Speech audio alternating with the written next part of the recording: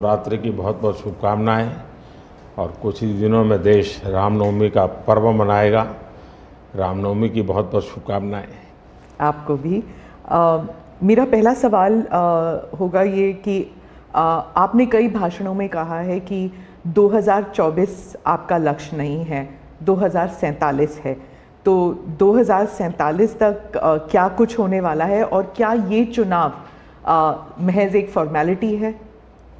मैं समझता हूं कि 2047 को और 2024 दोनों को मिक्सअप नहीं करना चाहिए, दो अलग चीज़ें हैं। जब देश आज़ादी के 75 साल अमृत महोत्सव मना रहा था, उसी समय मैंने ये विषय सबके सामने रखना शुरू किया था, आज से 1-2 साल पहले। और मैं ये कहता था कि 2047 देश की आज़ादी के 100 साल होंगे। स्वाभाविक रूप से ऐसे जो माइलस्टोन होते हैं वो एक प्रकार से नया उत्साह भरते हैं, नए संकल्प के लिए व्यक्ति को तैयार करते हैं। और उस अर्थ में मेरा मत था कि एक मौका है, 75 साल पर हम खड़े हैं, 100 साल पहुंचने वाले हैं। इस 25 साल का सर्वाधिक उपयोग कैसे करें? हर इंस्टीट्यूशन, हर कोई अपना एक लक्ष्य बनाए। भाई मैं अपना गांव का प्रधान हूं, 2047 तक मेरे गांव में इतना तो मैं करूंगा। आरबीआई को मैं कार्यक्रम में भी गया, 90 साल का उनका कहा। तो मैंने कहा कि 10 साल बहुत महत्वपूर्ण है, आपके 100 साल होंगे, इस पर अभी से सोचिए। तो मेरे मन में 2047 ये भारत की आज़ादी के 100 साल और देश में एक प्रेरणा जगनी चाहिए। और आज़ादी के 100 साल अपने आप एक बहुत इंस्पिरेशन है, किसी व्यक्ति की जरूरत नहीं है। तो एक पार्ट तो वो है।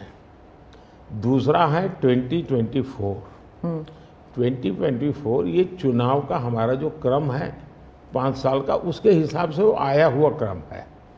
और मैं मानता हूं कि चुनाव ऑल टुगेदर डिफरेंट थिंग है। एक तरफ इस चुनाव में आप देखते हैं, लोकतंत्र में चुनाव को हमने लाइट नहीं लेना चाहिए।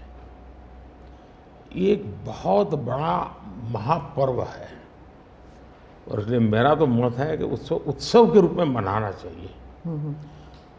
उससे जैसे स्पोर्ट्स, उसका जब फेस्टिवल होता है, स्पोर्ट्स के इवेंट होते हैं, वो स्पोर्ट्समैन स्पिरिट को पैदा करते हैं। प्रतिस्पर्धा भी। जब खेल का मैदान होता है तो देखने वाले, खेलने वाले, स्पोर्ट्समैन स्पिरिट का एक एनवायरनमेंट क्रिएट होता है जो हमारे संस्कार बन जाते हैं। चुनाव का ये माहौल अगर हम उत्सव में पलट दें, लोकोत्सव बना दें, तो हमारी रगों में, डेमोक्रेसी आने वाली पीढ़ियों के रगों में वो संस्कार बन जाती है। और लोकतंत्र के लिए बहुत आवश्यक है कि लोकतंत्र ये सिर्फ संविधान की सीमाओं में नहीं बंधना चाहिए, हमारी रगों में होना चाहिए, हमारे संस्कार में होना चाहिए। और उस अर्थ में मैं 2024 को देखता हूँ। ये बात सही है कि हमारा 25 साल का विजन, और उसमें मैंने बहुत काम किया है। और ये आज कर रहा हूँ ऐसा नहीं है। शायद मैं जब गुजरात में था तब भी उन दिशा में सोचता था। अब देखिए 2024 का चुनाव तो देश के सामने एक अवसर है कि एक कांग्रेस सरकार का मॉडल और एक बीजेपी सरकार का मॉडल, उनका 5-6 दशक का काम, मैं उनके लिए बहुत खुला मैदान छोड़ता हूँ। 5-6 दशक का काम और मेरा सिर्फ 10 साल का काम। कंपैरिजन कीजिए, किसी भी क्षेत्र में कंपैरिजन कीजिए, अगर कुछ कमियां होगी तो भी हमारी एफर्ट्स में कमी नहीं रही होगी। दूसरा, मुझे 10 साल में 2 साल तो कोविड की लड़ाई में जाना पड़ा और आफ्टर इफेक्ट भी बहुत था। फिर भी आज हम कंपैरेटिवली देश को स्पीड कहो, स्केल कहो, सर्वांगीण विकास की बात करें तो वो कहें, सर्व समावेशक विकास की बात कहें तो वो देखें। हर पैरामीटर पे आपको कांग्रेस के मॉडल से एक ऐसा मॉडल नजर आ रहा है कि हाँ, इस रास्ते पर हम चलेंगे इतनी गति से, और गति और बढ़ानी है मुझे। अगले टर्म में गति भी बढ़ानी है और स्केल भी बढ़ाना है, तो वो तो मेरा लक्ष्य ही है। दूसरा, आप देखेंगे कि जब देश चलाने की देशवासी जिम्मेवारी देते हैं तो आपका सिंगल माइंडेड फोकस होना चाहिए। देश के लोग दुर्भाग्य से पहले की राजनीतिक कल्चर ने परिवार को कैसे मजबूत बनाना, परिवार की जड़ों को कोई उखाड़ न दे, उसी में शक्ति लगाते रहे। जबकि मैं देश मजबूत इसी एक लक्ष्य को लेकर के काम कर रहा हूँ। मेरी सरकार पूरी उस लक्ष्य को लेकर काम रही। और जब देश मजबूत होता है तो हर कोई उसका बेनिफिशियरी संतोष अनुभव करता है। कहाँ यार, कुछ तो हो रहा है, मेहनत तो कर रहा है, ईमानदारी से कर रहा है, इन चीज़ों का इम्पैक्ट होता है। तो 2024 ये चुनाव है और चुनाव का मैदान है, तो हम एक अपने ट्रैक रिकॉर्ड को लेकर के गए हैं और वे अपने ट्रैक रिकॉर्ड को लेकर के आए हैं। अब प्रधानमंत्री जी, आपने दो चीज़ों का जिक्र किया जिसके बारे में पूछना चाहूँगी। एक तो वो जब आरबीआई में जब आपने कहा 2014 विजन वगैरह की बात कर रहे थे, तो जब आप कहते हैं कि ट्रेलर है, आपके स्पीचेस में कहते हैं अभी तो ट्रेलर है, मैं बहुत कुछ करने वाला हूँ, तो एक कस्बा होता है जो थोड़ा नर्वस हो जाता है कि करने क्या वाले हैं मोदी जी। एक वो नर्वस होते हैं जो दूसरी जिनका विश्वास आप पर पूर्ण तरह है, वो सोचते हैं कि हाँ अभी और काम बाकी है और मोदी जी उसे अंजाम देने वाले हैं। तो दोनों के लिए आप अगर हमें बताएं कि विजन क्या है कि 2047 तक किस तरह ये विजन सक्सेसफुल होगा, क्या आपका गेम प्लान है? जब मैं कहता हूँ कि मेरे मन में बहुत बड़े बड़े प्लान है और उसके लिए बहुत बड़े बड़े फैसले हैं, किसी को डरने की ज़रूरत नहीं है। मेरे निर्णय किसी को डराने के लिए नहीं है, किसी को दबाने के लिए भी नहीं है। मेरे निर्णय देश के सर्वांगीण विकास के लिए है, जन कल्याण के लिए है।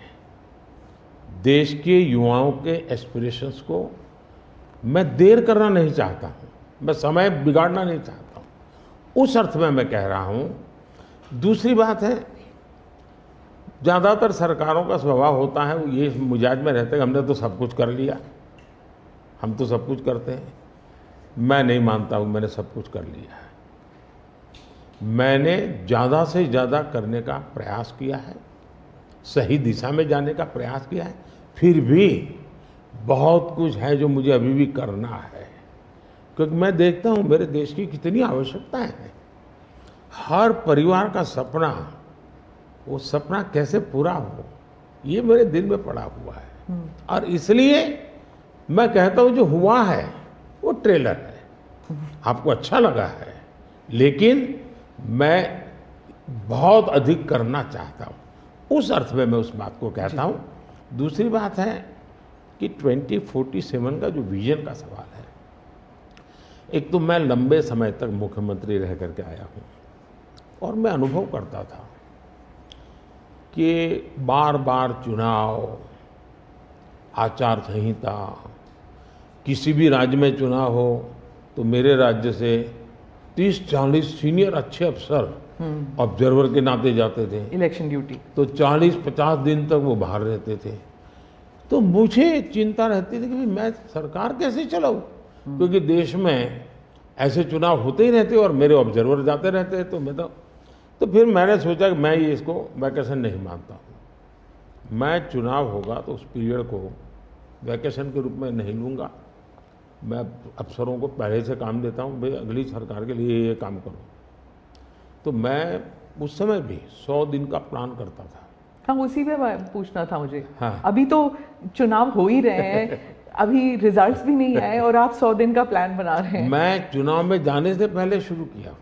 हाँ। और दरअसल मैंने कैसे किया कि मैं पिछले 2 साल से 2047 को ध्यान में रख के काम करता था, और उसके लिए मैंने देश भर में लोगों के ओपिनियन मांगे, सुझाव मांगे। शायद 15 लाख से अधिक लोगों के मैंने सुझाव लिए हैं कि वो आने वाले 25 साल में हिंदुस्तान को कैसे देखना चाहते हैं। और मैंने सभी यूनिवर्सिटीज़ को कांटेक्ट किया, मैंने अलग अलग NGO को कांटेक्ट किया, संगठनों को, और 15-20 लाख लोग उन्होंने इनपुट दिया। फिर मैंने AI की मदद लेकर के उसको सब्जेक्ट वाइज बनाया। उसका काफ़ी मैंने टेक्नोलॉजी, आर्टिफिशियल इंटेलिजेंस, हाँ, टेक्नोलॉजी का भरपूर उपयोग किया। ओके। मैंने हर विभाग में अफसरों की एक डेडिकेटेड टीम बनाई कि भाई इस पर काम कीजिए, कैसे हो सकता है अगले टर्म के लिए, 25 साल के लिए। और फिर मैंने खुद ने उनके साथ बैठा, प्रेजेंटेशन दिए 2-2, 2.5 घंटे, और मेरा विजन के अनुरूप क्या चीज़ें हैं, कौन सी चीज़ें डुएबल हैं, कौन सी चीज़ें डुएबल नहीं। थोड़ा सा ट्रेलर बता सकते हैं? उसको मैं ऐसा है कि आचार संहिता चल रही है। अच्छा। मैं अभी अगर इन चीज़ों को बताऊंगा तो शायद कोई उसको गलत अर्थ में ले लेगा, तो मैं उसमें फंसना नहीं चाहता हूँ जी। लेकिन इसमें कुछ छुपा हुआ नहीं है, मिल ही जाएगा। दूसरा मैंने कहा कि मैं चाहता हूँ कि ये जो मैं डॉक्यूमेंट बना रहा हूँ, जो मेरा विजन है, लेकिन वो विजन मोदी की बपौती नहीं है, वो 15-20 लाख लोगों के विचारों को उसमें समाहित किया। एक प्रकार से इसकी ओनरशिप देश की है। 15-20 लाख लोग इनपुट देते हैं, मतलब पूरा देश दे रहा है जी। मैंने क्या किया है कि मैंने उसको अभी डॉक्यूमेंट के रूप में तैयार करवा रहा हूँ। जैसे ही चुनाव प्रक्रिया पूरी हो जाएगी तुरंत वो स्टेट को भेज दिया जाएगा। ओके। मैं चाहूँगा कि स्टेट उस पर काम करे। स्टेट को क्या लगता है, क्या हो सकता है, क्या नहीं। और वो सिर्फ बीजेपी स्टेट्स नहीं है, सभी नहीं, पूरा देश, ये देश का है, ये भाजपा का नहीं है जी। ओके। ये काम देश का है जी। फिर मैं नीति आयोग की मीटिंग बुलाऊंगा, उसमें इस पर व्यापक चर्चा करूंगा मुख्यमंत्रियों के साथ, और फिर उसमें से एक फाइनल चीज़ बनेगी। दूसरी तरफ मैंने अफसरों को कहा कि अभी जो हमारे सामने चित्र बना है, जो कुछ भी इनपुट आए उसका आधार, और मैंने अपने इनपुट दिए, उसमें से मुझे 3 हिस्सों में काम करना है। एक, बीजेपी का जो मैनिफेस्टो आएगा उसमें से करणीय काम तुरंत कैसे ले सकते हैं। दूसरा, ये जो 25 साल का हमारा जो एक खाका बना है, जो मेरा अपना विजन है, अभी तो मैं चाहूँगा कि मुझे और भी उसमें क्रिटिकल इनपुट चाहिए मुझे। मैं ऐसा नहीं मानता हूँ कि सब कुछ मुझे ही समझ और मुझे ही दिखता है। कोशिश मैंने भारी की, मैंने काफ़ी समय लगाया इसमें। उसको मैं 3 हिस्सों में बांटा। एक 25 साल, उसके लाइट में मेरे नेक्स्ट 5 ईयर, और उसके लाइट में मेरे फर्स्ट 100 डेज। तो इस प्रकार से मैंने पूरा डिजाइन बना अफसरों को काम पे लगा दिया है, क्योंकि मैं 1 मिनट भी गंवाना नहीं चाहता हूँ जी। अब आपको याद होगा 2019 में बहुत कम लोगों को ध्यान रहता है, उस समय भी मैंने 100 दिन का काम दे करके चुनाव के मैदान में गया था, और जब मैं वापस आया आर्टिकल 370 100 दिन में मैंने कर दिया। 3 तलाक से मेरी बहनों को मुक्ति दिला दी, पहले 100 दिन में किया। UAPA बिल सिक्योरिटी को लेकर के हमने 100 दिन में कर दिया। बैंकों का मर्जर बहुत बड़ा काम था, हमने 100 दिन में किया। इतना ही नहीं, पशु का टीकाकरण, ये कोविड के टीकाकरण की इतनी चल रहा है ना, मैं देश में पहली बार करीब 15,000 करोड़ रुपया लगा करके पशुओं के टीकाकरण का बड़ा अभियान चला रहा हूँ, और मैंने 19 में पहले 100 दिन में किया था। तो मैं 100 दिन का क्या काम करना वो हैफाजत नहीं करता, मैं बिल्कुल प्लानिंग करके उसको आधार पर आगे चलाता हूँ। मोदी जी, आपने एक टर्म कॉइन किया है जो बहुत ही लोकप्रिय हो गया है, मोदी की गारंटी। अब चुनाव के वक्त कई लोग कह रहे हैं कि क्या उम्मीदवार जो है वो नॉट इम्पॉर्टेंट है, वोट तो सिर्फ मोदी जी को जा रहा है क्योंकि मोदी जी की गारंटी है। तो इलेक्शन के दौरान ये सब टर्मिनोलॉजी इम्पोर्टेंट होता है। पहली बात है, उम्मीदवार ही नहीं, चुनाव में हर मतदाता इम्पोर्टेंट होता है। चुनाव में बूथ लेवल का कार्यकर्ता भी इम्पोर्टेंट होता है, कैंडिडेट भी उतना ही महत्वपूर्ण होता है। और इसलिए ये कह देना कि और किसी का महत्व नहीं होता है, ये वरना इतना बड़ा चुनाव हो ही नहीं सकता है जी, तो बहुत महत्व होता है। जहाँ तक गारंटी का सवाल है, आज हमारे यहाँ दुर्भाग्य से शब्दों के प्रति जो कमिटमेंट होना चाहिए वो एक प्रकार से लग रहा है कि ये तो चलते का नाम गाड़ी, कुछ भी बोल दो, कहीं पर भी बोल दो, कोई जिम्मेवारी नहीं। अब आप देखा होगा इन दिनों एक नेताजी के पुराने ढेर सारे वीडियो बाजार में घूम रहे हैं और उनके एक विचार से दूसरा विचार कितना कॉन्ट्राडिक्टरी है। अब लोग एक साथ देखते होगा, अरे ये आदमी इतना हमें मूर्ख बनाता था, हमारी आंख में धूल झोंकता। अभी मैंने एक नेता का भाषण सुना, उन्होंने कहा एक झटके में मैं गरीबी हटा दूंगा। अब जिनको 5-5, 6-6 दशक देश का राज करने को मिला, वो जब आज कहेंगे कि मैं एक झटके में गरीबी हटा दूंगा, तो देश सोचता है ये क्या बोल रहे हैं जी। तो मुझे लगता है पॉलिटिकल लीडरशिप की क्वेश्चनेबल होती जा रही है। ऐसे में प्राण जाए और वचन न जाए, ये महान परंपरा से हम निकले हुए लोग हैं। मैं मानता हूँ कि नेताओं ने ओनरशिप लेनी चाहिए, जिम्मेवारी लेनी चाहिए। ये मैं जो बोल रहा हूँ मतलब मेरी जिम्मेवारी है, ये कोई करेगा ऐसा करेगा ऐसे नहीं चलता है। और उसमें से मैंने बल दिया है गारंटी का। मैं कमिटमेंट भी करता हूँ और उसका मैं ओनरशिप ले रहा हूँ। और जब ओनरशिप लेते हैं ना तो देश को भरोसा होता है। आज आप देखिए कि हम जो बात कहते हैं उस पर लोगों का भरोसा है। 370 हटाऊंगा, भले हमें पार्टी का जन्म हुआ तब से हम कह रहे थे, हमारे श्यामा प्रसाद मुखर्जी ने बलिदान दिया था, लेकिन हम उस पर पक्के मन से लगे हुए थे। जब मेरा मौका आया मैंने पूरी हिम्मत दिखाई, 370 गई और आज जम्मू कश्मीर का भाग्य बदल गया। 3 तलाक कितने ही चीजों से गुजरा, पॉलिटिकल लीडरशिप डर गई, लोगों को रहा भी इनके पर क्या भरोसा करें।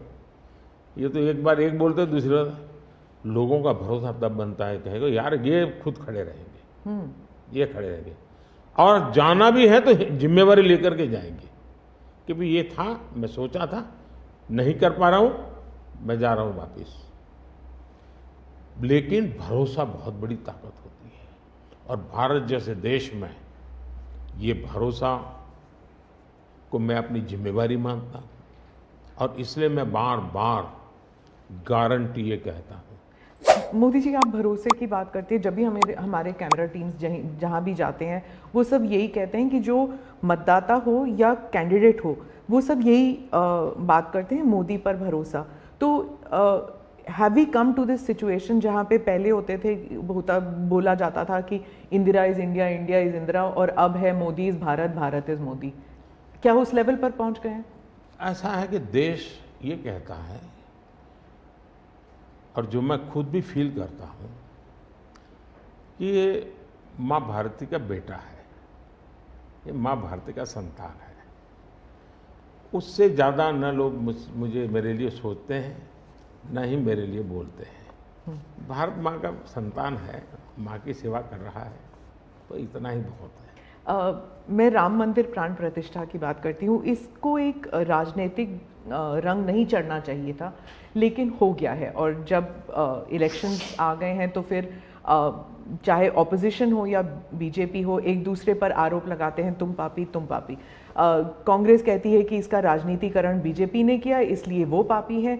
बीजेपी कहती है कि न्योता देने के बावजूद आप प्राण प्रतिष्ठा में आए नहीं इसलिए आप पापी हैं। तो इसे आप कैसे देखते हैं? पहली बात है कि इसका राजनीतिकरण किसने किया और इसको आज की घटनाओं से मत, जब हमारा जन्म भी नहीं हुआ था, हमारी पार्टी पैदा भी नहीं हुई थी, उस समय अदालत में ये मामला निपटाया जा सकता था, समस्या का समाधान हो सकता था। भारत विभाजन हुआ तो विभाजन के समय ये तय कर सकते थे, चलो भाई इतनी इतनी चीज़ें ऐसा कर लो, वो नहीं किया गया। क्यों? कि एक ऐसा हथियार हाथ में है, जो हथियार वोट बैंक पॉलिटिक्स के लिए मजबूती का एक दांव है, इसलिए उसको पकड़ के रखा गया और बार बार उसको भड़काया गया। अब जब ये अदालत के अंदर मामला चल रहा था, अदालत में अभी जजमेंट ना आए वहां तक कोशिश की गई। न्यायिक प्रक्रिया से होना चाहिए, तो हमारा संविधान हमें कहता है और सरकार की तो जिम्मेवारी है, लेकिन उसमें भी अड़ंगे डालना, ये क्यों? क्योंकि उनके लिए ये राजनीतिक हथियार था, ऐसे लोगों के लिए।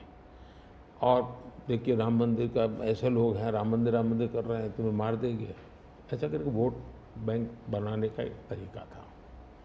अब हुआ क्या, राम मंदिर बन गया तो उनके हाथ से वो मुद्दा ही चला गया। अब वो किसी को डरा नहीं पा रहे हैं, राम मंदिर आ जाएगा, आ गया, कुछ नहीं हुआ, आग नहीं लगी कोई। दूसरा, इनकी प्रकृति, आप सोमनाथ मंदिर से लेकर के अब तक की घटनाएं देखिए, वे भारत की मूलभूत आस्थाएं, भारत का मूलभूत जो पिंड है, उसके प्रति नेगेटिविटी लेकर के ही देश में वो अपनी बातें। अब सोमनाथ मंदिर को क्या प्रॉब्लम था, सरदार पटेल थे, डॉक्टर राजेंद्र बाबू को जाना था, वहां तो न जनसंघ था, न भाजपा था, न आरएसएस थी, न कोई लड़ाई थी, लेकिन उन्होंने मना कर दिया जाने। वो जो नेहरू जी की जो चिट्ठी थी, हाँ, जो भी है, अब ये और वो परंपरा आज भी चल रही है कि प्राण प्रतिष्ठा का निमंत्रण मिले और आप उसको ठुकरा दें। सचमुच में तो आपको गर्व होना चाहिए कि ये राम मंदिर निर्माण करने वाले जो भी लोग हैं, जिन्होंने संघर्ष भी किया है, वे आपके सारे पाप भूल करके, सारे आपके गुनाह भूल करके घर में आकर के आपको इनवाइट कर रहे हैं और नए से व्यवहार शुरू करना चाहते हैं। आप उसको भी उस पुराने मिजाज से ठुकरा दें, तब लगता है कि आपके लिए वोट बैंक एक बहुत बड़ी आपकी मजबूरी है, और उस वोट बैंक के चलते इस प्रकार की चीज़ें होती रहती। और ये किसी को नीचा दिखाना, किसी का अपमान करना, ये अपना अधिकार मांगते हैं। और मैं कभी कभी कहता हूँ, वे तो नामदार है, हम तो कामदार है। अब मैं नॉर्थ ईस्ट जाऊँ, वहाँ के लोग कोई कपड़े पहना दे, मैं पहनता हूँ, उसकी भी मजाक उड़ाना, यानी हर चीज़ की। मैं तमिलनाडु जाऊँ, लुंगी पहनूँ, तो उनको लगता है देखो ये कर रहा है, वो कर रहा है। मैं हैरान हूँ जी, इतनी नफरत लोकतंत्र में नहीं होती है, नहीं होनी चाहिए। देखिए हमारे लिए, मैं मानता हूँ ये न राजनीति का विषय हम लोगों के लिए है, न होना चाहिए और न कभी होगा। हमारे लिए एक जबरदस्त आस्था का विषय है जी। और ये कोई प्रभु राम का संबंध कोई मेरे कारखाने में नहीं आया जी, हजारों साल से, और दुनिया के अनेक देशों में है। जब ये राम मंदिर का निमंत्रण देने के लिए ट्रस्ट के लोग मुझे आए, उन्होंने ठुकरा दिया।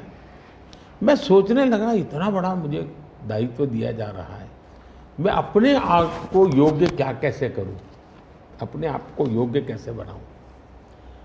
तो मैंने कुछ लोगों की एडवाइस ली, कुछ संतों की, कुछ जानकार लोगों की, मेरी स्पिरिचुअल लाइफ से जुड़े हुए कुछ लोगों को मैंने पूछा कि भाई मैं इसको एक प्रधानमंत्री के रूप में इस कार्यक्रम को नहीं लेता हूँ, एक राम भक्त के रूप में करना चाहता हूँ, मुझे क्या करें।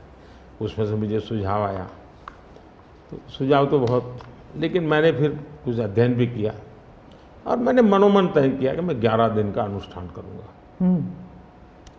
और मैं ज़मीन पे सोता था, नारियल के पानी पर रहता था, और तय किया मैं प्रभु राम जहाँ जहाँ गए थे उसमें जहाँ भी मैं जा सकता हूँ जाने का प्रयास करूँगा। और वहाँ मैं अपना, जब मैं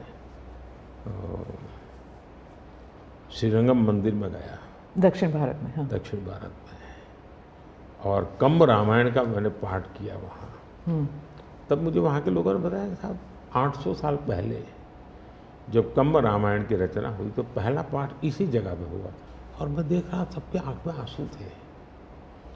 ये जो मैंने अनुभूति की है साउथ में खास करके, यहाँ बैठे हुए लोगों को अंदाज नहीं आएगा जी कि क्या भक्ति है, क्या आस्था है और कितनी पवित्रता है उसमें।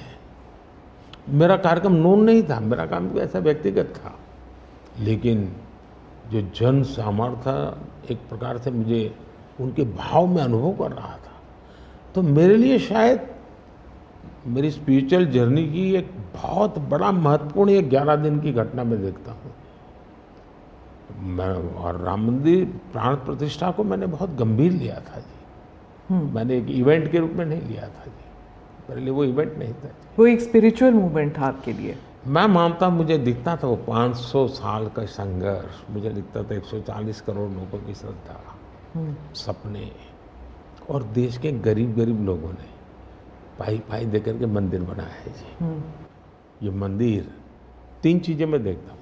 एक, 500 साल का अविरत अखंड एक निष्ठ संघर्ष, लाखों लोगों का एक काम के लिए बलिदान। दूसरा, लंबी न्यायिक प्रक्रिया, इतने सालों की न्यायिक प्रक्रिया, और न्यायिक प्रक्रिया के हर तराजू से तूल करके निकला हुआ, कसौटी हुआ। दूसरा, टेक्नोलॉजी का उपयोग, ASI के द्वारा उसकी खुदाई, सबूत, ये एक बहुत बड़ा। और चौथा, हिंदुस्तान के कोटि कोटि लोगों ने 1-1, 2-2, 5-5 रुपया जो भी दे सकते हैं दे करके ये मंदिर बनाया है। ये मंदिर सरकारी खजाने से नहीं बना है। ये ऐसे पहलू हैं कि जो भारत के स्वाभिमान को, भारत के सामर्थ्य को, भारत के सपनों को, भारत के संकल्प को और भारत के आने वाली पीढ़ी को बहुत बड़ी प्रेरणा देने वाले हैं। हम दक्षिण भारत की बात करते हैं तो पहले मैं दक्षिण भारत के कुछ मुद्दों के बारे में उठाऊंगी। बीजेपी का एक ऐसा नेता तमिलनाडु में उभर के आया है जो इसके लिए मीडिया अटेंशन काफ़ी कुछ आ रहा है, वो है अन्नामलाई जी। तो वो काफ़ी कॉन्फिडेंट है कि तमिलनाडु में बीजेपी को डबल डिजिट फिगर आएंगे। तो क्या ये उनका ओवर कॉन्फिडेंस है कि आप भी तमिलनाडु इतनी बारी जा चुके हैं? पहली बात है कि तमिलनाडु जनसंघ के जमाने से और भारतीय जनता पार्टी, मैं कहता हूँ 5-5 पीढ़ी हमारी इस विचार के लिए वहाँ खप चुकी है। तो एक निरंतर काम चला है। जब कांग्रेस से लोग निराश हुए तो प्रादेशिक पक्षों की तरफ गए, और लंबे अरसे तक प्रादेशिक पक्षों का जो कुछ भी कामकाज देखा है, अब लोग निराश हो गए। निराशा के इस माहौल में उन्होंने दिल्ली में भाजपा की सरकार का मॉडल देखा, हिंदुस्तान में अन्य राज्यों में भाजपा की सरकार का मॉडल देखा, देश भर में जो तमिल बंधु रहते हैं उन्होंने अपने घरों में जाके बताया भी हम जिस राज्य में रहते हैं वहाँ तो ये हो रहा है। तो लोग स्वाभाविक तमिल प्रजा कंपैरिजन करने लगी कि जो हवा खड़ा किया गया था ये तो अच्छा काम कर रहे हैं। अब जैसे मैंने तमिल काशी संगम किया तो तमिलनाडु में DMK पार्टी वाले लोग ये तो पानीपुरी वाले कर करके मजाक उड़ाते थे, लेकिन जब तमिलनाडु के लोग काशी संगम कार्यक्रम में आए और काशी का रूप रंग देखा, उन्होंने कहा ये हमने तो जो सुना था ऐसा नहीं है, ये तो बहुत डेवलप दिखता है, बड़ी प्रगति हो रही है, IT का नेटवर्क दिखता है। तो सोचने का तरीका बदलने लगा और उसके कारण DMK के प्रति जबरदस्त गुस्सा पैदा हुआ है। मैं कल्पना नहीं कर सकता इतना बड़ा गुस्सा पैदा हुआ है। वो गुस्सा पैदा डाइवर्ट हो रहा है बीजेपी की तरफ पॉजिटिव वे में। और अन्नामलाई एक बहुत ही अच्छे आर्टिकुलेट है, यंग है, बहुत ही अपनी IPS कैडर में बहुत बड़ी प्रतिष्ठित नौकरी छोड़ कर के आए हैं। दूसरा, लोग सोचते हैं कि यार इतना बड़ा होनहार कैरियर छोड़ के आया आदमी तो DMK में चला जाता उसकी तो जिंदगी बन जाती, कि वो बनाने नहीं गया, वो बीजेपी में आया। तो लोग आप यार ये बीजेपी में गया है मतलब कुछ मेटल है, कुछ अच्छे इरादे वाला इंसान लगता है, तो स्वाभाविक रूप से उसके आकर्षण का केंद्र बना है। और मेरी पार्टी की विशेषता है, हम हर स्तर के हर छोटे मोटे कार्यकर्ता जिसमें क्षमता है उनको अवसर देते हैं। हमारा कोई परिवारवादी तो पार्टी है नहीं, परिवार से चलित पार्टी नहीं है, जिन पार्टियों में of the family, by the family and for the family होता है। और इसलिए हमारे यहाँ तो हर एक को अवसर मिलता है। फैमिली बेस्ड पॉलिटिक्स अगर हम बात करें तो तमिलनाडु में डीएमके ने कहा है कि उन्होंने काफ़ी बयान दिए हैं सनातन के खिलाफ, और वो तो काफ़ी अरसे से करते आए हैं, काफ़ी दशकों से उनका एंटी सनातन पोजीशन रहा है। लेकिन अब जो है वो लोग थोड़ा बहुत आक्रोश दिखने को मिल रहा है। तो आप क्या समझते हैं कि is it because of awareness कि लोग बीजेपी की तरफ मुड़ रहे हैं, या फिर सनातन के खिलाफ जो उनके स्टेटमेंट्स है वो बाकी राज्यों में भी ये फैल रहा है? अब मैं इस सवाल को जरा अलग तरीके से देखता हूँ। सवाल हमें कांग्रेस को पूछना चाहिए। जो कांग्रेस जिसके साथ किसी जमाने में महात्मा गांधी का नाम जुड़ा हुआ था, जो कांग्रेस जहां इंदिरा गांधी जी गले में माला खुलेआम पहन करके घूमती थी, रुद्राक्ष माला, जो हाँ रुद्राक्ष माला पहन करके घूमती थी इंदिरा जी। सवाल कांग्रेस को पूछना चाहिए कि तुम्हारी क्या मजबूरी है कि सनातन के खिलाफ इतना जहर उगलने वाले लोगों के साथ तुम क्यों बैठे हो भाई? क्या तुम्हारी राजनीति अधूरी रह जाएगी क्या? ये कौन सी कांग्रेस की सोच विकृति आ रही है? कांग्रेस में ही चिंता का विषय है। डीएमके का तो जन्म शायद इस नफरत में पैदा हुआ होगा, और धीरे धीरे वो नफरत का खेल भी उनका लोग स्वीकार करने नहीं लगे हैं, और इसलिए वो नए नए तौर तरीके अपना करके बोल रहे हैं। प्रश्न उनका नहीं है, प्रश्न कांग्रेस जैसी पार्टी का है कि उसने अपना मूल कैरेक्टर गंवा दिया है क्या? जब संविधान सभा में जो लोग बैठे थे तो ज़्यादातर गांधीयन लोग थे, ज़्यादातर कांग्रेस की विचारधारा से जुड़े हुए लोग थे, और पहला संविधान बना, उसके हर पेज पर जो पेंटिंग है रामायण, वो सनातन की ही परंपरा से जुड़े हुए हैं। तो आपका संविधान बना, उस संविधान में सनातन का गौरव का हिस्सा था, और आज सनातन को इतनी भयंकर गालियां देने की हिम्मत हो और आप उनके साथ चुनाव की राजनीति करें, उनके साथ मंच साझा करें। मजबूरी कांग्रेस की, ये देश के लिए चिंता का विषय है। और जो तमिलनाडु के मुख्यमंत्री और कुछ और दक्षिण के मंत्री हैं, मुख्यमंत्री हैं, वो कहते हैं कि जो दक्षिण है वो अलग इकाई है, उत्तर अलग इकाई है, दक्षिण भारत और उत्तर भारत, और बीजेपी जो है वो दक्षिण भारत में सेंध नहीं कर सकती। राहुल गांधी ने तो संसद में भी कहा था कि आप अगर पूर्व से देखें, बंगाल से देखें, उड़ीसा, आंध्र प्रदेश, तेलंगाना, तमिलनाडु, केरल तक जाएं, पूरे उस एरिया में बीजेपी सेंध नहीं कर पाएगी। दो अलग इकाई है क्या दक्षिण भारत और उत्तर भारत? पहली बात है, भारत बहुरत्ना वसुंधरा है। भारत विविधताओं से भरा हुआ देश है। यहाँ रेगिस्तान भी हैं, यहाँ समुद्री तट भी हैं, यहाँ हिमालय भी हैं, और यहाँ सह्याद्री भी हैं, यहाँ गंगा के पट भी हैं और कावेरी के पट भी हैं। तो भारत को टुकड़ों में देखना, ये भारत के प्रति नासमझी का परिणाम है। अगर यही भाव होता, अगर आप हिंदुस्तान में देखें प्रभु राम के नाम से जुड़े हुए गांव कितने सबसे ज़्यादा कहाँ हैं, तो तमिलनाडु में है। इतने सारे गांव के नाम हैं कि उसमें राम तो होगा ही होगा। अब इसको आप कैसे अलग कह सकते हैं? किसको गले उतारेंगे आप?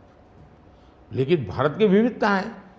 पंजाबी जैसा होगा वैसा नागालैंड का व्यक्ति नहीं होगा, गुजराती जैसा होगा वैसा कश्मीर का व्यक्ति नहीं होगा। तो विविधता ही तो हमारी शक्ति है। हमने विविधता को सेलिब्रेट करना चाहिए। हमें गुलदस्ता ऐसा है भारत का जिसमें हर एक का अपना फूल दिखाई दे, ये भाव होना चाहिए। कांग्रेस कहती है कि बीजेपी और खासकर मोदी जी इस विविधता को अप्रिशिएट नहीं करते, एक रंग में ढालना चाहते हैं, और अगर 400 सीट जो आप कह रहे हैं अगर वो आ जाता है तो संविधान रद्द हो जाएगा, एक ही भाषा, एक ही रहन सहन, एक ही तरीका होगा, और वो है जो मोदी जी कहेंगे। मैं समझ नहीं पाता हूँ कि जो व्यक्ति यूएन में जाकर के पहली बार दुनिया की सबसे पुरातन भाषा तमिल भाषा का गुणगान करता हो, किस आधार पर उस व्यक्ति को आप ऐसे आरोप लगा रहे हो? मेरा तो मत है, और मैं जब कपड़े अलग अलग राज्य के पहनता हूं तो उनको ये परेशानी हो रही है। मुसीबत उनकी है कि वो एक सांचे में देश को डालना चाहते हैं। हम तो विविधता की पूजा करते हैं, हम विविधता को सेलिब्रेट करते हैं, और मैं हमको क्या, हर एक को कहता हूं, जैसे हमने कहा कि भाई डॉक्टर बनना है, इंजीनियर बनना है, मातृभाषा में क्यों नहीं बन सकता है? जब मैं मातृभाषा में डॉक्टर इंजीनियर बनने की बात करता हूँ, मतलब कि मैं मातृभाषा को सेलिब्रेट कर रहा हूँ, उसका महात्मा बढ़ा रहा हूँ। मुझे ये अभी ये गेमिंग वाले सब बच्चों के साथ बैठा था, तो उन्होंने से किसी ने पूछा कि हमारे लिए कोई संदेश, तो ऐसे मैंने कहा एक काम करो, अब जब भी आप हस्ताक्षर कहीं करेंगे, सिग्नेचर करेंगे, अपनी मातृभाषा में सिग्नेचर करो, इतना तो गर्व करो। अब मैं तो विविधता को लाने की कोशिश कर रहा हूँ। अब उनको आरोप लगाने हैं, क्या करेंगे? कुछ मुख्यमंत्री हैं वो कहते हैं कि उन्हें सेंटर से सहयोग नहीं मिलता। दक्षिण के भी कुछ मुख्यमंत्री हैं, आप भी मुख्यमंत्री रह चुके हैं, अब प्रधानमंत्री हैं पिछले 10 साल में। क्या कोऑपरेटिव फेडरलिज्म को लेकर आपके विचार बदल गए हैं जब आप मुख्यमंत्री थे और जब अभी आप प्रधानमंत्री हैं? दरअसल, और क्या उन्हें नहीं मिलता सहयोग? दुर्भाग्य हुआ है कि जो रीजनल एस्पिरेशंस होते हैं उसको सबसे ज़्यादा तवज्जो देनी चाहिए, ये मेरी पार्टी की फिलॉसफी है। अगर आप रीजनल एस्पिरेशंस जो हैं उसको नकार करके विकसित भारत का सपना पूरा नहीं कर सकते। दूसरा, मैं गुजरात में लंबे समय तक मुख्यमंत्री रह के आया हूँ, और मेरा सौभाग्य है कि देश में मैं पहला प्रधानमंत्री ऐसा हूँ कि जिसके पास राज्य के मुख्यमंत्री का इतना बड़ा अनुभव रहा है। तो एक मुख्यमंत्री के नाते केंद्र से क्या अपेक्षाएं होती हैं, केंद्र से क्या तकलीफें होती हैं, उसको मैंने भली भांति झेला है, समझा भी है, और इसलिए मैं कतई नहीं चाहूँगा कि मेरे देश का कोई राज्य, उसका उमंग उत्साह हो विकास का, उस पर कोई रुकावट पैदा हो। अगर रुकावट हटा सकता हूँ और उसमें मैं उनकी मदद कर सकता हूँ, वो भी मैं करने के लिए, क्योंकि मुझे देश बनाना है। दूसरा, मैं जब गुजरात था तब भी मेरा मंत्र था, यहाँ सरकार यूपीए की थी, तब भी मेरा मंत्र था भारत के विकास के लिए गुजरात का विकास। मैं गुजरात का विकास करूंगा, क्यों? क्योंकि मुझे मेरा देश का विकास करना है। हमारे देश में वातावरण बनना चाहिए, और हमने एस्पिरेशनल डिस्ट्रिक्ट की कल्पना की। हर राज्य में हमने कहा कि ये राज्य के पैरामीटर के बराबर है। भारत सरकार ने योजना बनाई, उसकी मदद की। सभी राज्य आज हमारे एस्पिरेशनल डिस्ट्रिक्ट में और एस्पिरेशनल ब्लॉक में मिल करके हम काम कर रहे हैं, और बहुत अच्छे परिणाम नजर आ रहे हैं। अब आप कोरोना देखिए, मैंने इतनी बार चीफ मिनिस्टर्स की मीटिंग की, शायद 20-25 बार, और हर चीज़ में सब मिल कर के निर्णय करते थे। तो हम साथ मिल कर के चले तो हम कोरोना के जंग को जीतने में सफल हुए। और मैं पब्लिकली कहता हूँ कि कोरोना की लड़ाई में भारत की सफलता का कारण, मैं सभी राज्यों का भी उतना ही योगदान है, मैं रिकॉग्नाइज करता हूँ। और इसलिए मैंने हमेशा कहा है कि देश को आगे ले जाना है तो हमें कॉम्पिटिटिव कोऑपरेटिव फेडरलिज्म चाहिए। हमारे यहाँ स्पर्धा होनी चाहिए, तंदुरुस्त स्पर्धा होनी चाहिए विकास की, तब जाकर के। अब देखिए G20, मैं G20 दिल्ली में कर सकता था, मैंने ऐसा नहीं किया। हिंदुस्तान के हर राज्य में G20 समिट किया, क्योंकि हर राज्य में G20 को सबसे ज़्यादा अवसर मिले, लोगों को उस राज्य को देखने का अवसर मिले, राज्य को अपना एक्सपोजर के लिए ग्लोबल प्लेटफॉर्म मिल जाए। क्यों? क्योंकि मैं चाहता हूँ मेरा देश का हर कोना मेरे लिए देश ही है। मोदी जी, दो सवाल G20 को लेकर मैं पूछना चाहती थी आपसे। एक तो वो जो क्लासिक शॉट था ना, वो प्रेसिडेंट बाइडेन और प्रिंस सलमान जो हैंडशेक वाला जो शॉट, उसके बारे में एक। दूसरा, वेस्टर्न मीडिया में बहुत से आर्टिकल्स आते थे उस वक्त कि कोई कंसेंसस होगा नहीं, डिक्लेरेशन होगा नहीं, पर हो गया डिक्लेरेशन। तो ये दो, इन दोनों चीज़ों की बैक स्टोरी बताइए। एक तो आपने वो हैंडशेक कैसे करवाया, और दूसरा डिक्लेरेशन कैसे हुआ? एक ग्लोबल गुड जब उसके लिए काम करते हैं और अपने निजी कोई इफ्स एंड बट्स नहीं होते हैं, तो आप दुनिया को ऑन बोर्ड ले सकते हैं। और मेरी कोशिश ये थी कि मुझे बताइए भाई, आखिरकार ये G8 और G20 पैदा कैसे हुआ। जिन मुद्दों को लेकर के पैदा हुआ तो उस मुद्दों से हटना नहीं, और उसमें सब मेरे से कन्विंस हुए, सब लोग कन्विंस हुए। कुछ लोगों से मुझे व्यक्तिगत बातचीत करने की ज़रूरत थी, मैंने वो भी किया। कुछ शब्दों की किसी के आग्रह रहते थे, उनको मैंने समझाने का प्रयास किया। दूसरा, मेरा इरादा था कि मैं लास्ट सेशन में नहीं करूँगा, मैं इसको इतना जल्दी करूँगा कि लोग सरप्राइज कर जाएंगे। और इसलिए मैंने दूसरे ही दिन पहले ही सत्र में डिक्लेरेशन वाला काम पूरा कर दिया। तो जो नेगेटिव अनुमानों के आधार पर सारा G20 घसीटने की कोशिश होती थी, मैं इसको किसी भी हालत में चौंका देना चाहता था। तो दैट वाज माय स्ट्रेटेजी, और वो स्ट्रेटेजी सफल हुई। और मुझे खुशी है, जहाँ तक दुनिया के उन देशों को क्यों लाए साथ, कैसे लाए। देखिए, सिल्क रूट की चर्चा हम बहुत समय से सुनते आए हैं। सिल्क रूट किसने बनाया, कैसे बना, कोई हिस्ट्री अवेलेबल नहीं है। तो सिल्क रूट चल पड़ा और यानी इवॉल्व हुआ धीरे धीरे।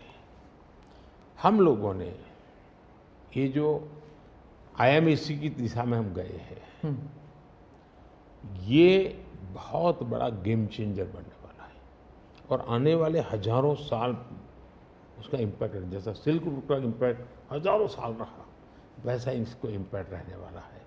और उसमें मैं सबको विश्वास हुआ कि भाई हाँ, ये तरीका है। उसमें गल्फ कंट्रीज का भी पॉजिटिव और प्रोएक्टिव रोल था। भारत ने एक अच्छी भूमिका निभाने का भारत को अवसर मिला।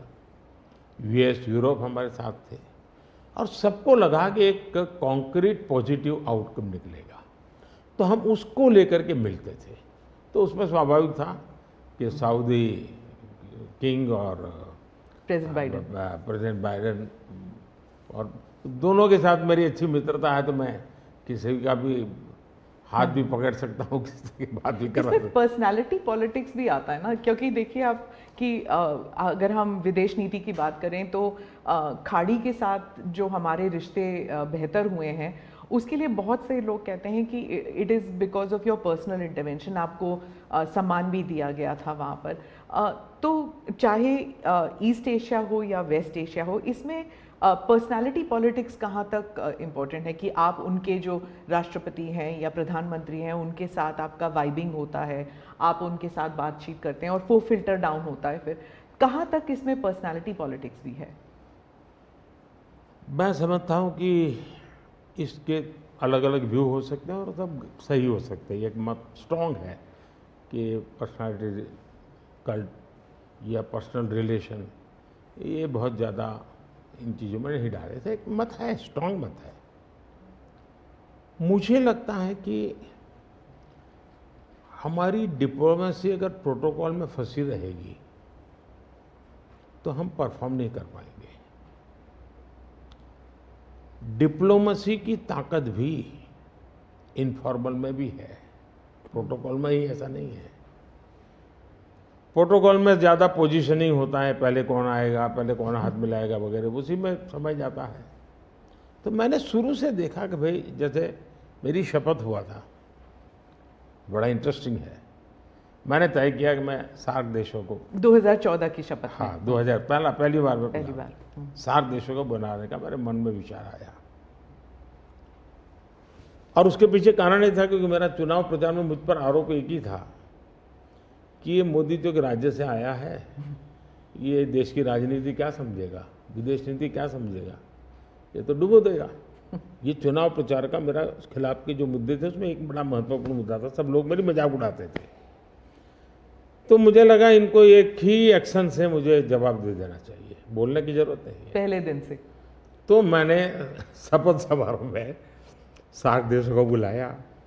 उसके पहले मैंने बैक चैनल से उन सबसे सहमति ले ली थी, ऐसा तो नहीं हो सकता कि कोई, और सब लोग आए। मेरा शपथ हुआ। फॉरेन मिनिस्टर अभी तो हमारा बना भी नहीं था, और मैं इन सारी चीज़ों से बिल्कुल नया था, बिल्कुल अनभिज्ञ था, लेकिन बायलैटरल सबके साथ होना था। जब हम लोग हैदराबाद हाउस में गए तो मुझे समझाया सब प्रोटोकॉल वालों को, सब ऐसा होगा, वो आएंगे, आप ऐसा कहेंगे सर। जब समय हुआ आना शुरू, मैंने कहा ऐसा करो मैं बाहर जाता हूँ उनको लेने के लिए। तो सारी सिस्टम हिल गई थी कि यार अपने प्रधानमंत्री गेट पर जाएंगे। सारी मेरी एमईए की प्रोटोकॉल की जो दुनिया थी ना, उसके लिए वो पहला ही दिन बड़ा गजब था, और मेरे लिए वो एक एक्शन सारे मेरे दरवाजे खोल दिए थे।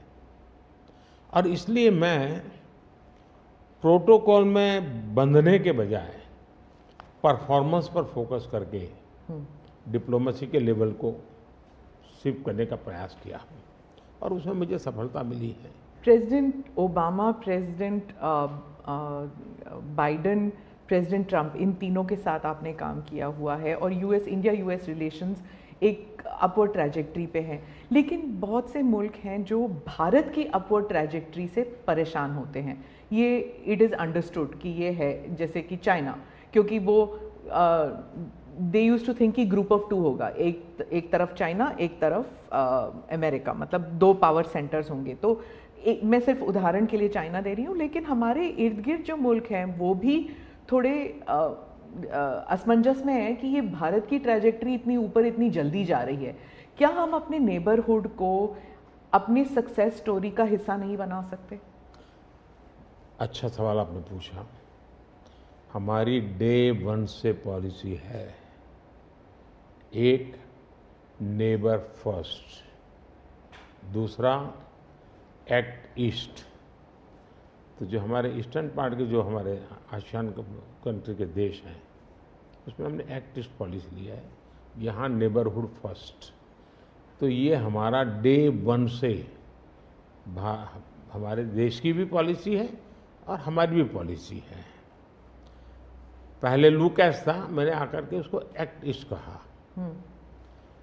लेकिन इसमें दूसरा, आज दुनिया के सैकड़ों मील दूर भी कोई देश है, उनको लगता है कि भारत की प्रगति में हमारा कोई बेनिफिट है, तो पड़ोसी को नहीं देखेगा। आज पड़ोसी सबसे ज़्यादा खुश हैं क्योंकि भारत उनके सबसे, अब जैसे कोविड के कालखंड में कोई पड़ोसी देश ऐसा नहीं है कि जिसकी हमने मदद नहीं की हो। नेचुरल कैलेमिटी, कोई ऐसा देश नहीं है। अब जब नेपाल में भूकंप आया, फर्स्ट रिस्पॉन्डर हम थे। श्रीलंका में बहुत बड़ा क्राइसिस आया, उस क्राइसिस के समय सबसे ज़्यादा उनको मुसीबत में से बाहर निकालने का कोई काम किया है तो हिंदुस्तान ने किया, और पब्लिकली वो रिकग्नाइज करते, इसको कहते हैं। और इसलिए मैं तो दूसरा अनुभव कर रहा हूँ, वो हमसे बहुत अपेक्षाएं करते हैं, और पॉजिटिव अर्थ में मैं कहता हूँ, अच्छे रूप में देखते हैं। और भारत ने भी कहा है कि भाई हम हमारे सभी देशों को, पड़ोसियों को शक्तिशाली और समृद्ध देखना चाहते हैं। आपने दोस्ती का हाथ बढ़ाया था 2014 से ही पाकिस्तान, चाइना के साथ भी ऐसे किया था। लेकिन जब आप सक्सेस स्टोरी या अपने नेबरहुड फर्स्ट की बात करते हैं तो पाकिस्तान, चाइना, मालदीव्स ये भी आते हैं, और यहाँ पर कटाक्ष है अगर आप बात करें तो। इसके लिए सुधार उसमें उनकी अंदरूनी राजनीति महत्वपूर्ण है। भारत और उन देशों का संबंधों से ज़्यादा उनका इंटरनल पॉलिटिक्स के लिए कुछ चीज़ें जरूरी है। जी, विदेशी मीडिया जो है वो हमेशा कहती है कि Modi is the most popular prime minister in India. वो इस बारे में कोई दो राय नहीं है, लेकिन ये भी कहती है कि a strong Modi means democracy start sliding. मतलब लोकतंत्र के लिए खतरा है अगर मोदी जी और स्ट्रॉन्ग हो जाएंगे। लेकिन भारत में कुछ और ही है। वो वही रेटिंग्स, वही एजेंसीज कहते हैं कि लोग जो हैं वो खुश हैं कि मोदी जी अगर स्ट्रॉन्ग हो जाएं, तो उन्हीं के रेटिंग्स ये कहते हैं। आप इस बारे में क्या कहेंगे? पहली बात है कि उनकी टर्मिनोलॉजी क्या है और उनके इस कंक्लूजन पर आने का आधार क्या है, ये अपने आप में एक रिसर्च का विषय है। लेकिन मैं ये समझ नहीं पाता हूँ कि जिस देश में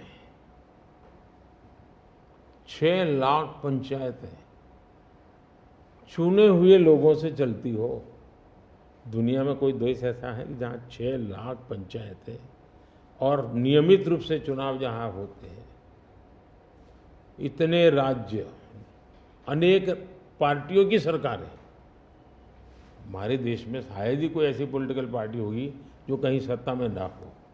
तो ये सब होने के बावजूद अगर ये कहना कि सर्वसत्ताधीश कोई बन रहा है, तो ये तो मुझे लगता है उनको जानकारियों का अभाव है। हिंदू दूसरा, अगर मोदी सर्वसत्ताधीश के रूप में रहता तो G20 में मेरे अगल बगल में ही कर रहा है। मैंने तो राज्यों के पास, क्योंकि डेमोक्रेटिक कैरेक्टर है ये हमारा। मोदी जी एक मैं मदर ऑफ डेमोक्रेसी इसकी दुनिया में गुंज कर रहा हूँ, तो उनको क्वेश्चन हो रहा है, क्योंकि वो अभी भी स्वीकारने को तैयार नहीं कि भारत मदर ऑफ डेमोक्रेसी है। हाँ, एक सवाल था, यूक्रेन में जब युद्ध चल रहा था तो भारत के जो वहाँ पर छात्र थे उन्हें सुरक्षित रूप से वापस भारत लाया गया। ये एक दिल हिलाने वाला किस्सा था। इसमें आपने हॉस्टिलिटीज़ रोकने के लिए पर्सनल हस्तक्षेप किया था, पर्सनल इंटरवेंशन किया था, ये सुनने में आया है। तो इसके बारे में कुछ बताएंगे? देखिए, यूक्रेन की चर्चा जरा ज़्यादा हुई है खिलाफ, लेकिन मैं 14 से लेकर ऐसी कई घटनाएं हैं। अगर आपने एक सुषमा स्वराज जी का एक इंटरव्यू है, आप देखिए कि कैसे यमन में से हमने हिंदुस्तान के लोगों को लाए, और सऊदी किंग के साथ मैंने बात कर करके उनसे कहा भाई मुझे वहाँ यमन से लोगों को लाना है, तो आपका बॉम्बार्डिंग चल रहा है, हम कर नहीं पा रहे हैं, मुझे कैसे मदद करेंगे? तो उन्होंने कहा कुछ समझ लीजिए मुझे। और सुषमा जी ने अपने इंटरव्यू में सारी चीज़ें कही हुई है। भारत की रिक्वेस्ट पर एक पीरियड रहता था जिस पीरियड में बॉम्बार्डिंग नहीं होता था, और उस समय हम हवाई जहाज़ में हमारे लोगों को निकालते। यमन से करीब 5,000 लोगों को हम लाए थे। उसी प्रकार से यूक्रेन में, मेरा यूक्रेन से भी इतना ही घनिष्ठ नेता है, मेरा रशिया से भी इतना ही घनिष्ठ नाता रहा है। दोनों राष्ट्रपति के साथ में बहुत मित्रतापूर्ण मेरा रहा है। मैं पब्लिकली राष्ट्रपति पुतिन को कह सकता हूँ कि युद्ध का समय नहीं है। मैं यूक्रेन को भी कह सकता हूँ पब्लिकली कि बातचीत के रास्ते पर ही जाना चाहिए, और इसके कारण मेरी क्रेडिबिलिटी है। और जब मैंने कहा भाई भारत के इतने लोग, हमारे नौजवान फंसे हुए हैं और मुझे आपकी मदद चाहिए, और मैं आप क्या व्यवस्था कर सकते हो, फिर मैंने बताया मैंने इतनी इतनी व्यवस्था की है, आप इतना मेरी मदद कीजिए। उन्होंने मदद की, और भारत के तिरंगे की ताकत इतनी थी कि विदेशी व्यक्ति की भी भारत का तिरंगा हाथ में रखता था तो उसके लिए जगह मिल जाती थी। तो मेरा तिरंगा ही मेरी गारंटी बन गया था। मोदी जी, मैं डोमेस्टिक पॉलिटिक्स पे वापस आती हूँ। एक सवाल है इलेक्टोरल बॉन्ड्स के बारे में। राहुल गांधी जो हैं वो हर भाषण में कहते हैं, और विपक्ष के नेता भी कहते हैं कि इसमें धांधली हुई है। आपकी पार्टी के लोग भी कहते हैं कि अगर गलती है, अगर इसमें कोई गुंजाइश है इसके सुधार में, तो वो कर सकते हैं। क्या ये गलत फैसला था इलेक्टोरल बॉन्ड्स का? पहली बात है कि हमारे देश में लंबे अरसे से चर्चा चली है कि चुनावों में काला धन एक बहुत बड़ा खतरनाक खेल हो रहा है। देश के चुनावों को काले धन से मुक्ति मिले, इसके लिए कुछ करना चाहिए। चर्चा लंबे समय से चल रही है। चुनाव में खर्च तो होता ही होता है, कोई इनकार नहीं कर सकता है। मेरी पार्टी भी करती है, सब पार्टियां करती है, कैंडिडेट भी करते हैं, और पैसे लोगों से लेने पड़ते हैं, सब पार्टियां लेती हैं। मैं चाहता था कि हम कुछ कोशिश करें कि इस काले धन से हमारे चुनाव को कैसे मुक्ति मिले, ट्रांसपेरेंसी कैसे आए। एक प्रामाणिक पवित्र विचार मेरे मन में था, रास्ते खोज रहे थे, एक छोटा सा रास्ता मिला, वही पूर्ण है। वैसे हमने उस समय भी क्लेम नहीं किया था, पार्लियामेंट में डिबेट में सबने उसको सराहा भी था। आज जो लोग उलट पुलट बोल रहे हैं उन्होंने सराहा था, पार्लियामेंट डिबेट देख लीजिए। हमने कैसे कैसे काम किया, जैसे 1000 और 2000 के नोट खत्म कर दिए। चुनाव में वही बड़े बड़ी मात्रा में ट्रैवलिंग करते हैं, क्यों कि ये काला धन खत्म हो। हमने, सुप्रीम कोर्ट ने कहा था कि 20,000 रुपये तक पॉलिटिकल पार्टियां कैश ले सकती हैं। मैंने कानून बनाकर, नियम बना करके 20,000 को 2,500 कर दिया। क्यों? क्योंकि मैं नहीं चाहता था कि ये कैश वाला कारोबार चले। फिर मैंने कहा है कि इलेक्टोरल बॉन्ड, कि जो पार्टी अपना सीक्रेसी मेंटेन करना चाहती है। होता था क्या, जैसे हम पहले बीजेपी में चेक से पैसा लेंगे तय किया, तो सब व्यापारी लोग हमें आकर के कहें साहब हम चेक से दे ही नहीं सकते। हमने कहा क्यों नहीं दे सकते? बोले हम चेक से देंगे तो हमें लिखना पड़ेगा, हम लिखेंगे तो जो सरकार है वो देखेगी कि ये विपक्ष को इतना पैसा दिया, तो हमें तो वो परेशान करेंगे। तो बोले हम तो पैसे देने के लिए तैयार है लेकिन चेक से नहीं देंगे। तो मुझे याद है हमारे 90 के दशक में जो चुनाव में हमको बड़ी दिक्कत आई थी, पैसे नहीं थे हमारे पास, और हम नियम लगा के बैठे थे कि हम चेक से लेंगे। देने वाले देने को तैयार थे, चेक से देने की उनकी हिम्मत नहीं थी। तो ये सारी चीज़ों का मुझे पता था। तो मैंने कहा भाई, तो हमने कहा भाई ऐसा है, अब देखिए इलेक्टोरल बॉन्ड न होते तो किस व्यवस्था में ताकत है वो ढूंढ के निकालते कि पैसा कहाँ से आया और कहाँ गया। ये तो इलेक्टोरल बॉन्ड की सक्सेस स्टोरी है कि इलेक्टोरल बॉन्ड थे तो आपको ट्रेल मिल रहा है मनी का, कि किस कंपनी ने दिया, कैसे दिया, कहाँ दिया। अब उसमें अच्छा हुआ बुरा हुआ वो विवाद का विषय हो सकता है, इसकी चर्चा हो। मुझे जो चिंता है वो, मैं ये कभी नहीं कहता हूँ निर्णय में कोई कमी नहीं होती है, निर्णय तो चर्चा कर सीखते हैं, सुधारते हैं, इसमें भी सुधार के लिए बहुत संभावना है। लेकिन आज हम पूरी तरह काले धन की तरफ देश को धकेल दिया है, और इसलिए मैं कहता हूँ सब लोग पछताएंगे, जब बाद में ईमानदारी से सोचेंगे सब लोग पछताएंगे। अब देखिए इलेक्टोरल बॉन्ड का भी विशेषता थी, कैसा झूठ चल रहा है। कुल देश में 3,000 कंपनियों ने इलेक्टोरल बॉन्ड दिए हैं, उसमें 3,000 में 26 कंपनियां ऐसी हैं जिन पर कार्रवाई हुई है। ये कहते हैं ना ईडी वीडी टिकना फला, 3,000 डोनर है उसमें सिर्फ 26, और उनमें से 16 कंपनियां ऐसी थी छापा जब लगा उस समय बॉन्ड खरीदा। कोई जोड़ सकता है इसको, अगर बॉन्ड खरीदा, लोग ये जोड़ रहे हैं, उसकी विशेषता ये है कि ये जो 16 कंपनियों ने बॉन्ड खरीदा उसमें से 37 पैसा अमाउंट बीजेपी को डोनेशन में मिली। 63% बीजेपी के विरोधी पार्टियों को मिली, अगर पूरे जोड़े जाएं तो। हाँ, मैं ये 16 कंपनी जिसका ईडी सीबीआई कोई न कोई उस समय एक्शन भी हुआ और बॉन्ड भी निकला।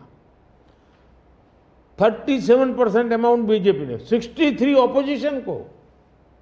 क्या ईडी रेड करे और ऑपोजिशन को डोनेशन देने का कार्यक्रम वर्क करे? क्या बीजेपी ऐसा करेगी? इसका मतलब कि 63% पैसा विपक्ष के पास जाए और आप आरोप हम पर लगाएं, लेकिन उनको गोलमोल बोलना है और भाग जाना है। हम ट्रांसपेरेंसी की बात करते हैं तो विपक्ष कहता है कि ईडी, सीबीआई, आईटी, सारे के सारे इदारे जो हैं, इलेक्शन कमीशन को भी जोड़ते हैं वो, कि सारे इदारों पर बीजेपी हावी है और लेवल प्लेइंग फील्ड है ही नहीं। मतलब they already making the ground कि इलेक्शन जो है वो फेयर नहीं हो सकता। इसमें एक भी कानून मेरी सरकार ने नहीं बनाया, चाहे ईडी हो, सीबीआई हो, चाहे इलेक्शन कमीशन। ऊपर से हमने तो इलेक्शन कमीशन में सुधार किए हैं।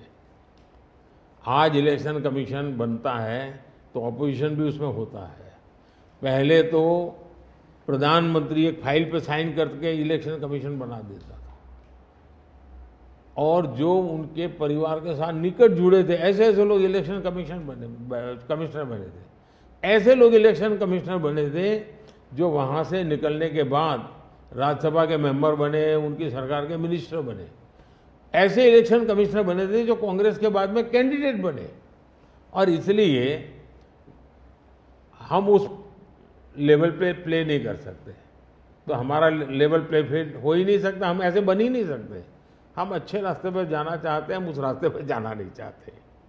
दूसरी बात है, आखिर ईडी सीबीआई कैसे बनी? ईडी वगैरह का आप देखेंगे या इलेक्शन कमीशन का अपने एक कहावत है, नाच न जाने आंगन टेढ़ा। और इसलिए कभी ईवीएम का बहाना निकालेंगे, कभी मूलतः पराजय के लिए वो कुछ रीजनिंग अभी से सेट करने में लगे हैं ताकि पराजय उनके खाते में न चढ़ जाए। वो कह रहे हैं लड़े कैसे आप? या तो ऑपोजिशन लीडर्स को जेल में डाल रहे हैं, या फिर अगर वो आपकी पार्टी में आ गए तो सारे पाप धुल गए। कितने ऑपोजिशन लीडर जेल में हैं? कोई मुझे बताए। और क्या यही ऑपोजिशन लीडर उनके सरकार चलाते थे? या जेल का डर है? हाँ, डर तो पाप का होता है जी, ईमानदार को क्या डर होता है? मेरे यहाँ भी तो उन्होंने मेरे होम मिनिस्टर सबको जेल में डाल दिया था। दूसरा, ईडी की बात करते हैं। आप गुजरात के बारे में कह रहे हैं जब आप मुख्यमंत्री? हाँ, मैं मुख्यमंत्री था। अच्छा, जो ईडी की बात करते हैं, ईडी ने जितने केसेस किए ना, उसमें से सिर्फ, देश को समझना, सिर्फ 3% ही पॉलिटिकल लोग इन्वॉल्व है जिन पर एक केस हुए हैं। 97% जिनका राजनीति से कोई लेना देना नहीं, ऐसे लोगों है को हुआ है जो कोई ड्रग माफिया है, कुछ अफसर हैं जो करप्शन करते हैं, कुछ अफसर हैं जो बेनामी संपत्ति बना के बैठे हुए हैं। 97% केस उन पर हुए हैं, जेलों में वो लोग गए हैं। अच्छा, मजा देखिए, ईडी एक स्वतंत्र संस्था को काम कर देना चाहिए, नहीं करने देना चाहिए? बनाई क्यों भाई? 2014 से पहले ये संपत्ति अटैच करने का ईडी को अधिकार है। 2014 से पहले उन्होंने सिर्फ 5,000 करोड़ रुपए की संपत्ति अटैच की। कौन रोकता था ईडी को भाई? और किसके लाभ में कहता? मेरे कालखंड में गलत काम करने वालों की 1 लाख करोड़ रुपए की संपत्ति अटैच हुई है। क्या ये देश की जनता का पैसा नहीं है?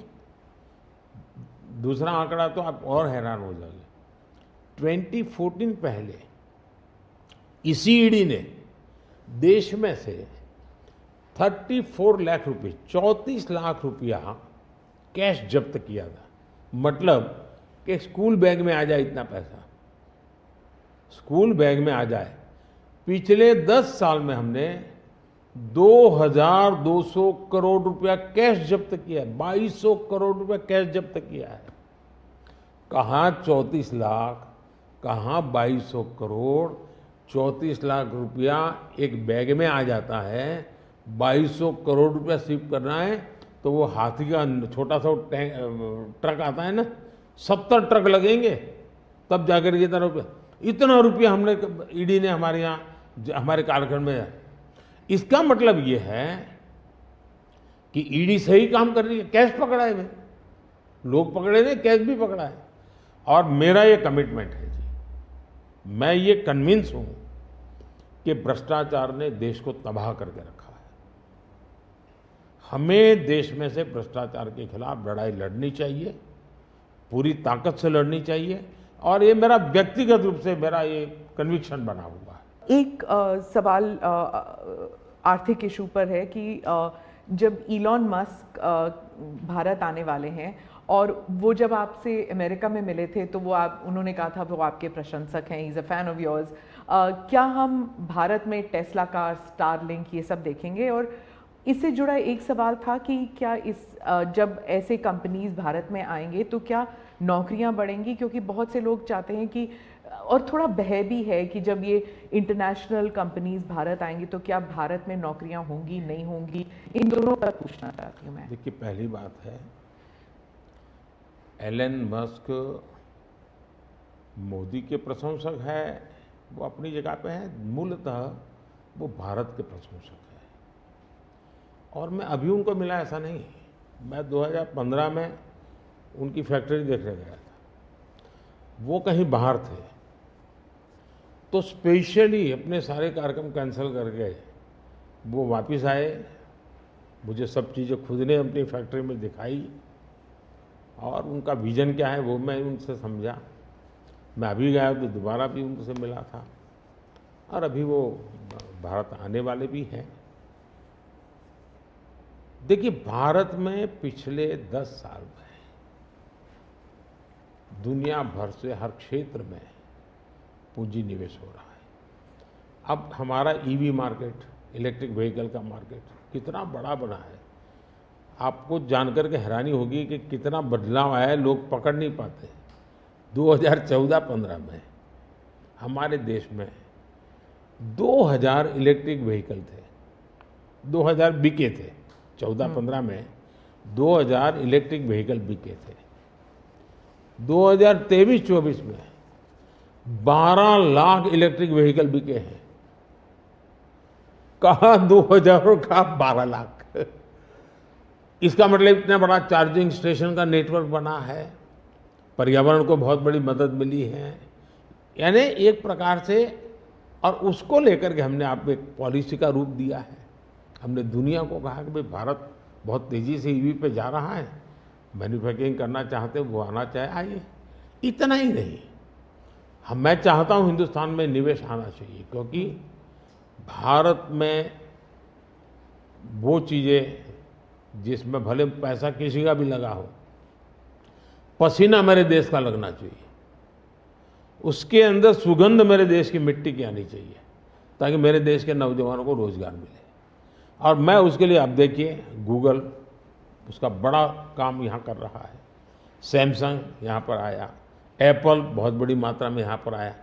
हमारे यहाँ बड़ोदरा के अंदर एयरक्राफ्ट मैन्युफैक्चरिंग के लिए काम शुरू हुआ, सेमीकंडक्टर के लिए अभी तो ताइवान के एक लीडर का बड़ा अच्छा बयान भी आया। यानी हम हर क्षेत्र में चाहते हैं कि लोग टेक्नोलॉजी ट्रांसफ़र करें, हम चाहते हैं कि लोग पूंजी निवेश करें, हम चाहते हैं कि हमारे देश के नौजवानों को रोजगार मिले। जी। मैं ये अब मुझे मंजूर नहीं है कि मेरा देश के गेहूं बाहर जाए और ब्रेड में बाहर से लूँ। मैं ऐसा नहीं चलाऊँगा। जो भी करूँगा मेरे देश में करूँगा, मेरे देश के नौजवानों के लिए करूँगा, और मैं इसके लिए नीतियाँ भी बनाता हूँ, हिम्मत के साथ बनाता हूँ, और लोग आ भी रहे हैं, भरोसा कर रहे हैं। प्रधानमंत्री जी, अंत में 2 सवाल पूछना चाहूँगी। एक तो फर्स्ट टाइम वोटर्स, पहले बार जो मतदान करने वाले हैं, उनके लिए आपका क्या संदेश है? और दूसरा, जो ईमानदार मध्यम वर्गीय करदाता है, honest middle class taxpayer, millions are there, तो उनके लिए वो क्या उम्मीद कर सकते हैं मोदी 3.0?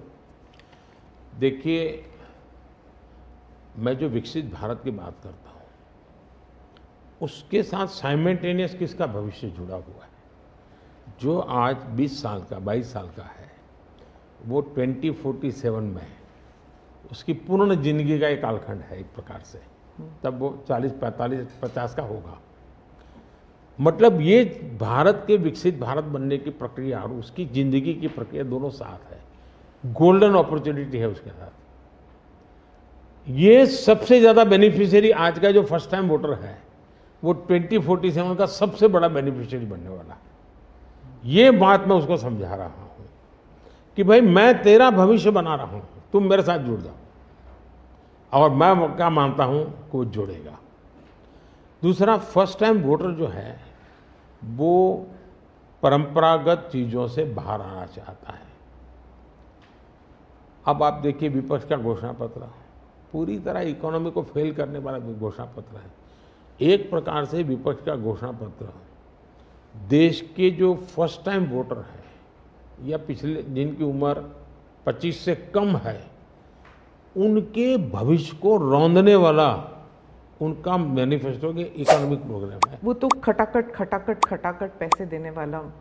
मैं उनको क्या करना है, लेकिन पूरा अगर एनालिसिस करोगे तो सबसे बड़ा नुकसान ये जो देश के 25 साल की उम्र से कम उम्र वाले लोग हैं उनके भविष्य को रौंदने वाला एक उनका इकोनॉमिक प्रोग्राम है जी। बर्बाद हो जाएगा। मुझे उनकी ज़िंदगी बनानी है। मैं देश में इनोवेशन को बल देना चाहता हूँ। देखिए देश में जो पैटेंट इन दिनों रजिस्ट्री हुई, हिस्टोरिकल रिकॉर्ड है पैटेंट के।